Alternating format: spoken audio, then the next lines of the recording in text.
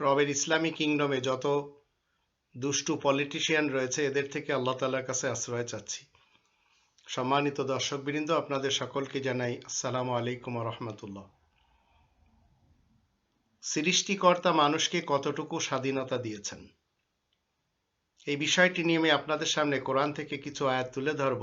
তাহলে আমরা সবাই বুঝতে পারব রবের ইসলামী কিংডমে একজন আল্লাহ তাআলার বান্দা কতটুকু স্বাধীনতা নিয়ে চলতে পারে। আল্লাহ তাআলা মানুষের সামনে সত্য এবং মিথ্যার দুটি পথকে রেখে দিয়েছেন। তারপর মানুষকে পূর্ণ স্বাধীনতা দিয়েছেন। মানুষ ইচ্ছা করলে কোরআনের নিয়ম নীতি মেনে মুমিন মুসলিম হয়ে জীবন কাটাতে পারবে, আর যদি মানুষ ইচ্ছা করে তাহলে কোরআনের বিধিবিধানের বিপক্ষে তাগুতের বিধিবিধান মেনেও চলতে পারবে। ইসলাম মানুষকে সম্পূর্ণ ব্যক্তি স্বাধীনতা দিয়েই পাঠিয়েছে। মানুষের সামনে ইসলাম যে দুটি রাস্তা রেখে দিয়েছে, সত্যের পথ এবং মিথ্যার পথ। সত্যের পথের বিপরীত অসত্যের পথে যারা চলবে তারাও স্বাধীন, সত্যের পথে যারা চলতে চাইবে তারাও স্বাধীন। এটি আল্লাহ রাব্বুল আলামিন এই কোরআনের 18 নম্বর সূরা আল কাহফের 29 নম্বর আয়াতে আল্লাহ বলে দিয়েছেন, ওয়াকুলিল হাক্কু মির রাব্বিকুম ফামান শাআ ফালিউমিন ওয়া মান শাআ ফালিয়াকফুর।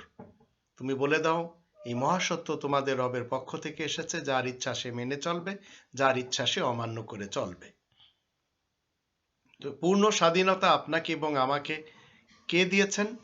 সেই সৃষ্টিকর্তা, যিনি আপনাকে আমাকে সৃষ্টি করেছেন। এখন যারা রবের ইসলামী কিংডম বিভিন্নভাবে খণ্ড খণ্ড করে পরিচালনা করছে, তারা মূলত কোরআনের 53 নম্বর সূরা এর সূরা নাজমের 32 নম্বর আয়াত মতে যদি একটু চিন্তা করে যে আল্লাহ রাব্বুল আলামিন তিনি বলেছেন, হুয়া আ'লামু বিমানিত তাকওয়া, তাকওয়ার কাজে যে অগ্রগামী আল্লাহ তাকে খুব ভালো করে জানেন। কিন্তু রবের ইসলামী কিংডমে মোড়লেরা কি করছে? দুর্নীতিবাজদেরকে সহযোগিতা করে যাচ্ছে, যারা সমাজে অ্যাসিড দগ্ধকারী, চোর, ডাকাত, হায়াজাকার, ফাসাদ সৃষ্টিকারী, এদেরকে মূলত সাপোর্ট করে যাচ্ছে। আবার বিরোধী দলের যারা রয়েছে তাদের সাথে ভালো ব্যবহারটুকু দিতে রাজি না। অথচ কোরআন শিক্ষা দিয়েছে 2 নম্বর সূরা আল বাকারার 83 নম্বর আয়াতে, কুলু লিন্নাসি হুসনা, প্রত্যেকটি মানুষের সাথে সদ্ব্যবহার দিতে হবে। একটি মানুষ স্বাধীনভাবে রবের ইসলামী কিংডমে চলাফেরা করবে, এমনকি নিজ নিজ দেশেও। কিন্তু মানুষ যারা ক্ষমতা দখল করে আছে তারা তাদের বিপক্ষের লোকদেরকে কখনো গুম করে, কখনো খুন করে, কখনো হত্যা করে, আবার কখনো কারারুদ্ধ করে। তো কারাগারগুলি তৈরি করা হয়েছে দেশে দেশে। মানুষ মানুষকে জেল দেয়, বিনা দোষেও দেয়, অকারণে দেয়। এটি আমরা ইউসুফ রাসূলের ব্যাপারে দেখতে পেয়েছি, বিনা দোষে ওনাকে জেল দেওয়া হয়েছে। 12 নম্বর সূরা ইউসুফের 25 নম্বর আয়াত তার প্রমাণ।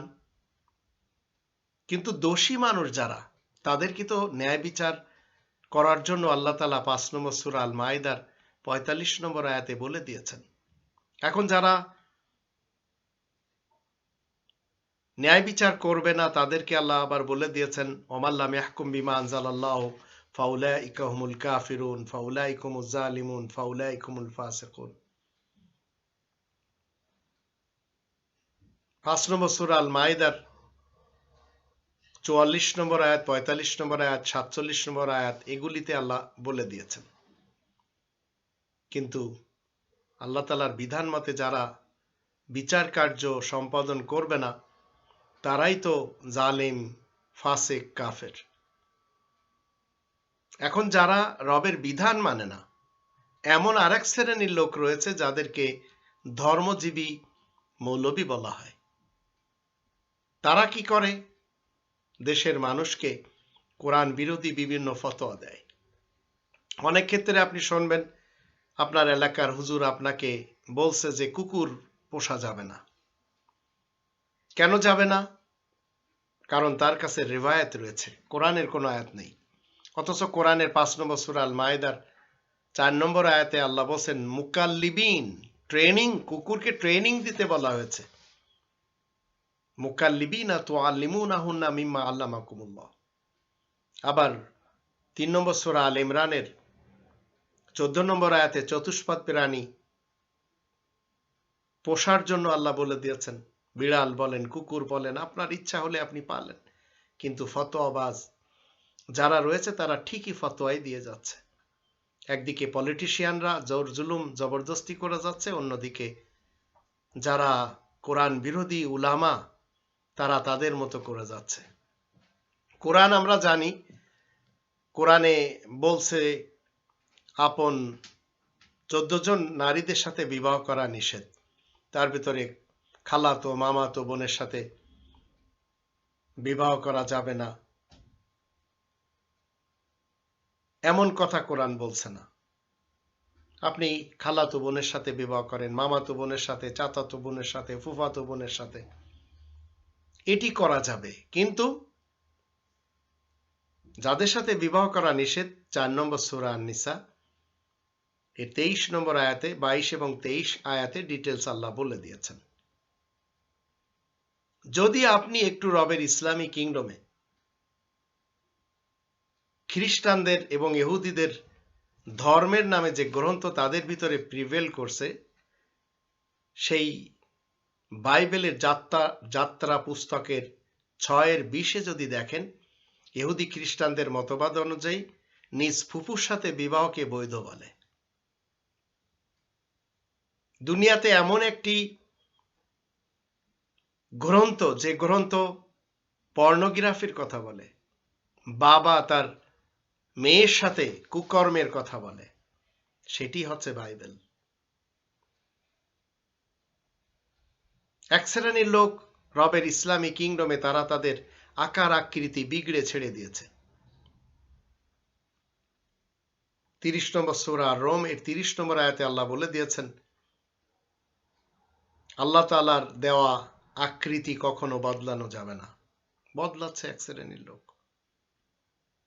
আবার 2 নম্বর সূরা আল বাকারার 222 নম্বর আয়াতে আল্লাহ বলছেন শারীরিক পবিত্রতা অর্জন করতে হবে। যারা পিরিয়ড কালে নিজেদের স্ত্রীদের সাথে সঙ্গম করে তাদের জানা উচিত এটি নিষেধ। এরপরেও এক শ্রেণীর লোকেরা করে যাচ্ছে। পবিত্রতা অর্জনের জন্য আপনি সাবান ব্যবহার করেন, শ্যাম্পু ব্যবহার করেন, দাঁত সাফার জন্য টুথপেস্ট, ব্রাশ, অজু, গোসল, মিসওয়াক, টিস্যু পেপার, ঢেলা কুলুপ, এগুলি আপনি যদি ইচ্ছা করেন ব্যবহার করেন। কিন্তু কিছু জিনিস ব্যবহার করতে হবে, কিছু জিনিস ব্যবহার করা যাবে না। আবার আপনি বলবেন ঢেলা কুলুপ এটি পরকালে ওজন করা হবে, তো এই ধরনের কথা কোরআন বলে না। রবের ইসলামী কিংডমে আপনি আমি স্বাধীন, ঠিক আছি, এর অর্থ এই নয় যে আপনার যা মনে আসে সেটি আপনি ইসলামের নামে চিপকে দিবেন।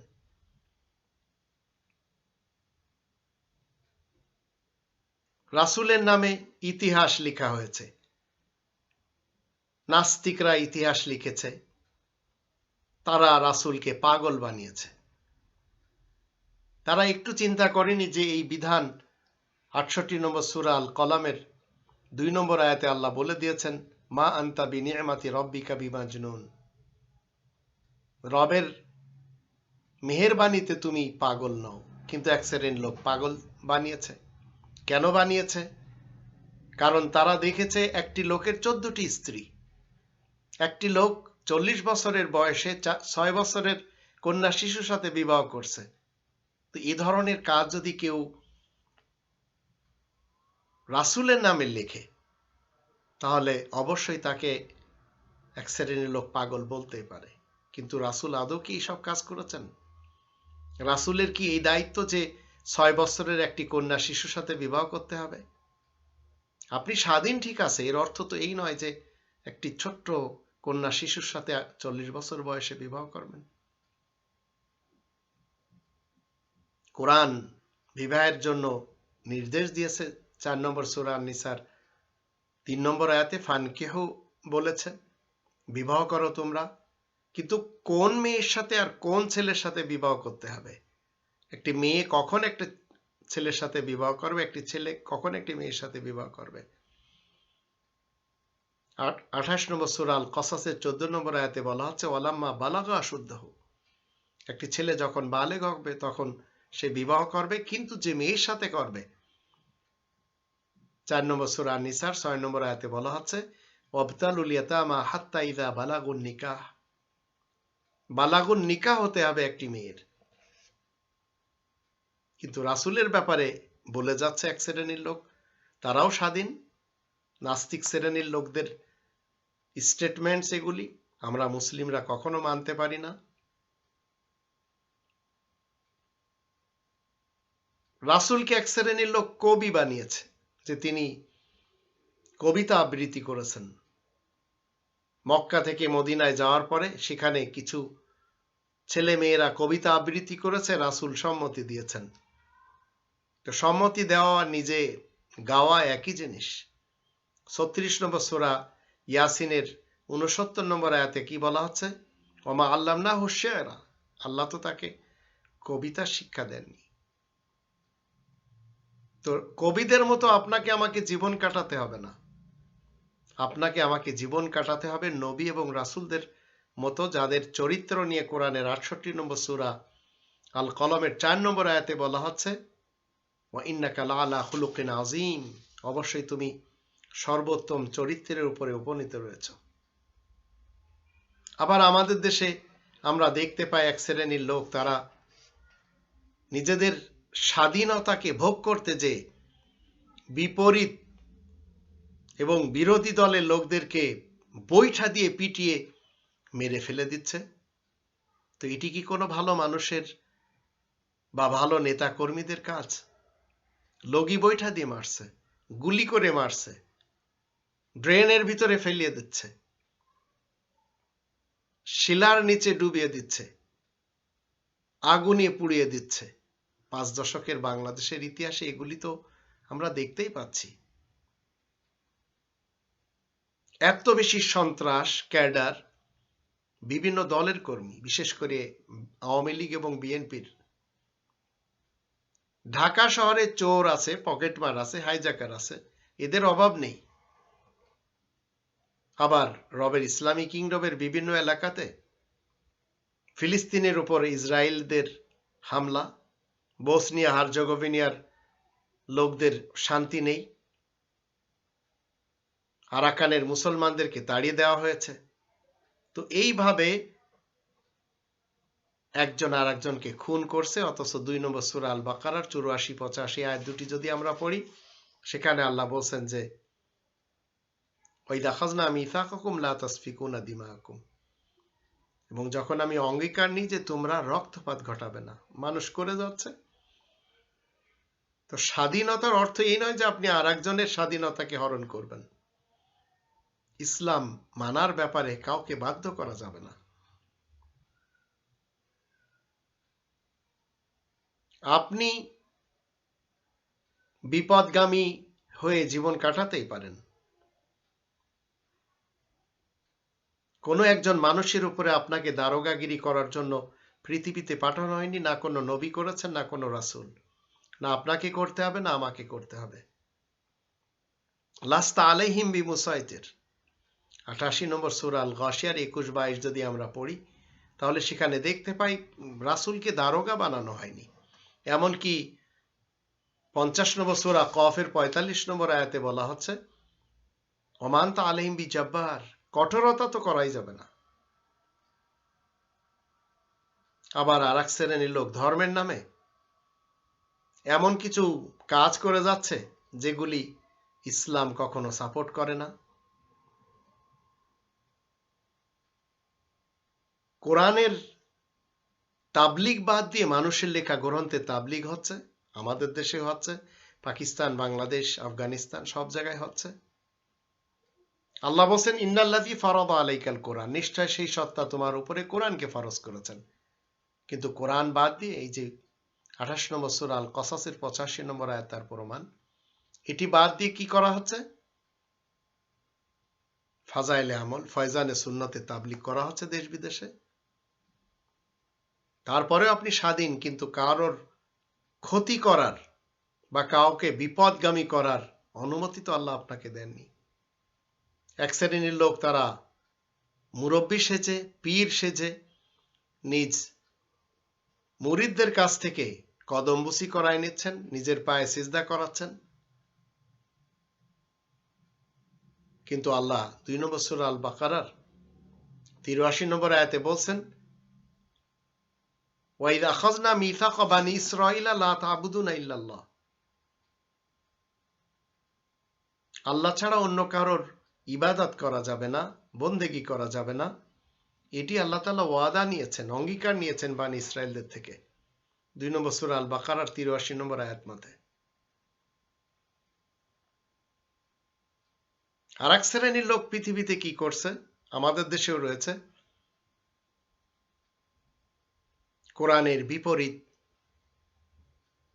চলাফেরা করে যাচ্ছে, কিন্তু কোরআনের উপরে তারা বিভিন্ন ধরনের কথা উঠছে। একজন তো বলেই বসেছেন যে এর ভিতরে মধ্যযুগীয় বিধিবিধান রয়েছে, তিনি চলেও গেছেন।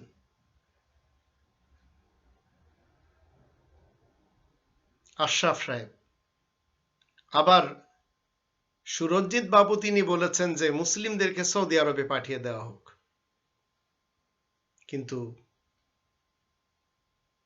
তিনি তো জগৎ থেকে চলে গেছেন, আমাদের সকলকে যেতে হবে।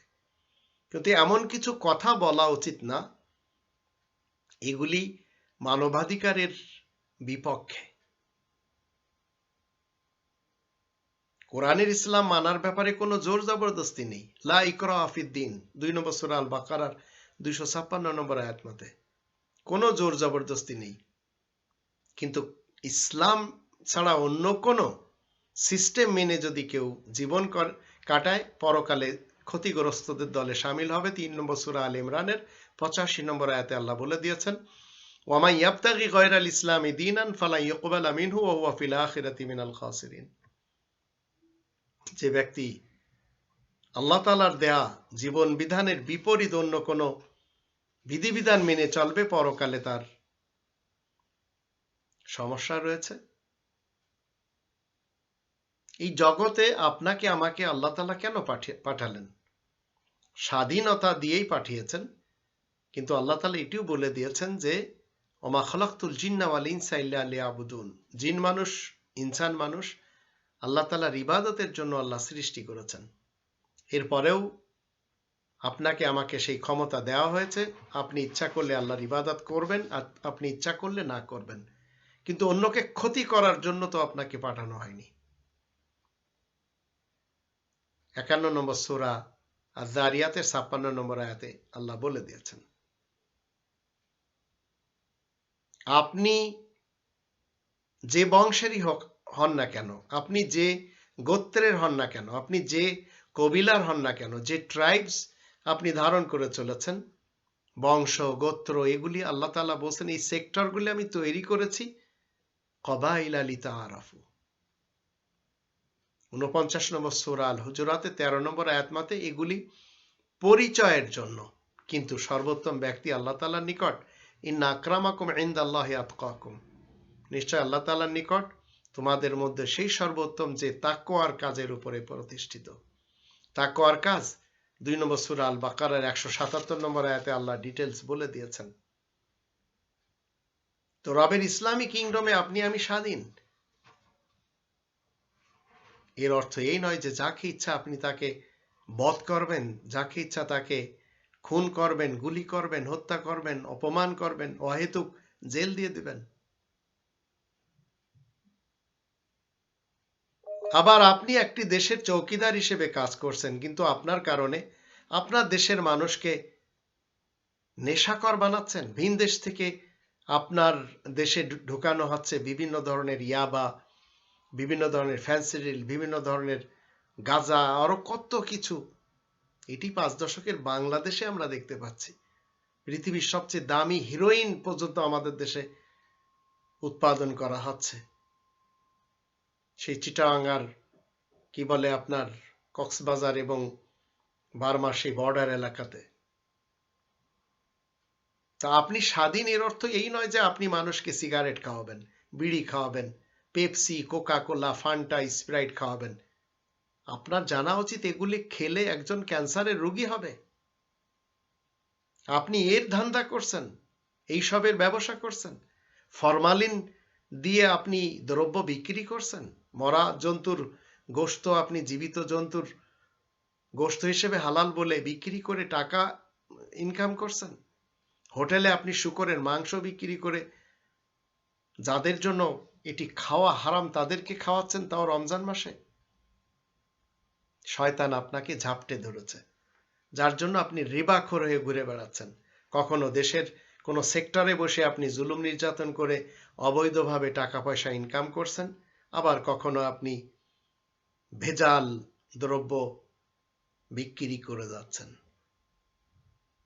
তো আল্লাহ বলছেন,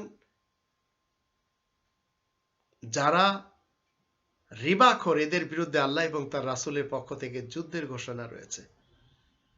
ফাইল্লাম তাফআলু ফাআযানু বিহারবিম মিনাল্লাহি ওয়া রাসূলি। আপনি রবের ইসলামী কিংডমে স্বাধীন, কিন্তু স্বাধীনের অর্থ তো এই নয় যে আপনি মানুষকে ক্যান্সারের রোগী বানাবেন। আপনি আমি সবাই স্বাধীন, কিন্তু এর অর্থ তো এই নয় যে কোরআনের বিপরীত তাগুতের ফয়সালার দিকে আপনি মানুষকে ডাকবেন। ইউরিদুনা ইয়াতাহাকামু ইলা তাগুত। তাগুতের ফয়সালা যদি আপনি মেনে চলেন, তো আপনি রবের ইসলামী কিংডমে মুসলিম হলে আপনাকে কোরআন নিষেধ করেছে 4 নম্বর সূরা আন-নিসা এর 60 নম্বর আয়াত মতে ওয়াকাদুমিরু আন ইয়াকফুরু বিহি। রবের ইসলামী কিংডমে আপনি আমি সবাই স্বাধীন, কিন্তু এর অর্থ এই নয় যে আপনি বিপদগামী হয়েছেন, অন্যদেরকেও আপনার দলে নিয়ে যাচ্ছেন, আর তাদেরকে আপনি এমনভাবে তৈরি করছেন যে যারা আপনাকে মানবে না তাদেরকে মারতে হবে। আর এটি আজ আমাদের দেশে হুসাইন মোহাম্মদ সেলিম জামানার ইমাম সেজে তাই করেছে। জোড়া খুন হয়েছে তার কারণে। সে একজন খুনি, তার অনুসারীরা তাকে জামানার ইমাম মেনে চলেছে। তা একজন খুনি জামানার ইমাম হয় কি করে? যার কারণে খুন হয়েছে। আবার আর এক শ্রেণীর লোক আমাদের দেশে কি করছে? তারা দেশের হর্তাকর্তা সেজে মানুষকে তাদের অধিকার থেকে বঞ্চিত করেছে। কোরআন তো 4টি কাজ দিতে বলে, 4টি কাজ করতে বলে প্রত্যেকটি দেশের রাজাদেরকে, প্রজাদের জন্য। ইন্না লাকা আল্লা তাজুআ ফিহা ওয়া লা তা'রা ওয়া আন্নাকা লা তাযমাউ ফিহা ওয়া লা তাদহা। খাদ্যের, বস্ত্রের, বাসস্থানের, পানীয় জলের ব্যবস্থা করতে হবে। 20 নম্বর সূরা তাহা এর 118 119 আয়াত দুটিতে আল্লাহ বলে দিয়েছেন। কিন্তু আমার দেশের জনগণ কি আমার দেশের সরকার থেকে 5 দশক ধরে পেয়ে আসছে? না। এই শেখ মুজিবুর রহমান সাহেবের ফ্যামিলির সাথে যাদের সম্পর্ক, এই জিয়াউর রহমান সাহেবের ফ্যামিলির সাথে যাদের সম্পর্ক, এরাই কয়েক লক্ষ মানুষ দেশে বড় লোক, তাও অবৈধভাবে। আপনাকে আমাকে কখনো আল্লাহ এই অর্ডার দেননি যে আপনি ক্ষমতা পাওয়ার পর ওয়াইহুলিকাল হারসা ওয়ান নাসল, বংশ এবং ফসল আপনি নির্মূল করবেন। এই অর্ডার তো নেই। আপনি আমি স্বাধীন, ঠিক আছে। 2 নম্বর সূরা আল বাকারার 205 নম্বর, 204, 205 আয়াতগুলি যদি আমরা পড়ে নিই, রবের ইসলামী কিংডমে আপনার যা ইচ্ছা আপনি তাই করেন, কিন্তু 22 নম্বর সূরা আল হজ এর 30 নম্বর আয়াতে আল্লাহ বলেন ফাজতানিবু রিজসা মিনাল আওসান ওয়াজতানিবু কাওলাজ জুর। মিথ্যা কথার কবল থেকে বাঁচতে হবে মূর্তি পূজার আবর্জনা থেকেও বাঁচতে হবে, কারণ এগুলি মানুষের কোনো উপকার তো দেয় না। আপনি এমন কথা বলছেন যে কথা আপনার মুখে মানুষ শুনছে, কিন্তু আমলে আপনি করে দেখাতে পারছেন না, তো আল্লাহ তাআলার দৃষ্টিতে আপনি একজন জঘন্য ব্যক্তি। 61 নম্বর সূরা সফ এর 2 এবং 3 আয়াত দুটি তার প্রমাণ। ইয়া আইয়ুহাল্লাযীনা আমানু লিমা তাকুলুনা মা লা তাফআলুন কাবুরা মাকতান ইনদাল্লাহি আন তাকুলু মা লা তাফআলুন। তো রবের ইসলামী কিংডমে আসুন আমরা সবাই মিলে স্বাধীন ঠিক আছি, কিন্তু নিজ নিজ গণ্ডিতে নিজ নিজ ভাবে আমি স্বাধীন। আর একজনকে আপনার গার্বেজ মতবাদ প্রচার করার ক্ষেত্রে আপনি জোর করবেন, জবরদস্তি করবেন, যেমন ভারতে আমরা দেখতে পাচ্ছি আরএসএস, হিন্দুত্ববাদ, ইসকন, তারা গরুর মাংস খাওয়ার কারণে মানুষকে মেরে ফেলে দিচ্ছে। জিন্দা মানুষকে জ্বালানো হয়েছে মোদি কর্তৃক গুজরাটে।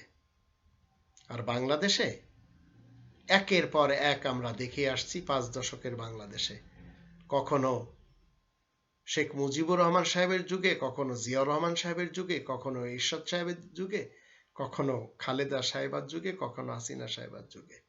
আর সে বড় বড় ঘটনা, পিলখানার ঘটনা তো ছোট ঘটনা না, শাপলা চত্বরের ঘটনা, গ্রেনেড হামলার ঘটনা, এরশাদের যুগে ছাত্রদের বুকে গুলি চালানো, জিয়াউর রহমান সাহেবের যুগে খুলনার জেলখানা সাফ করে দেওয়া,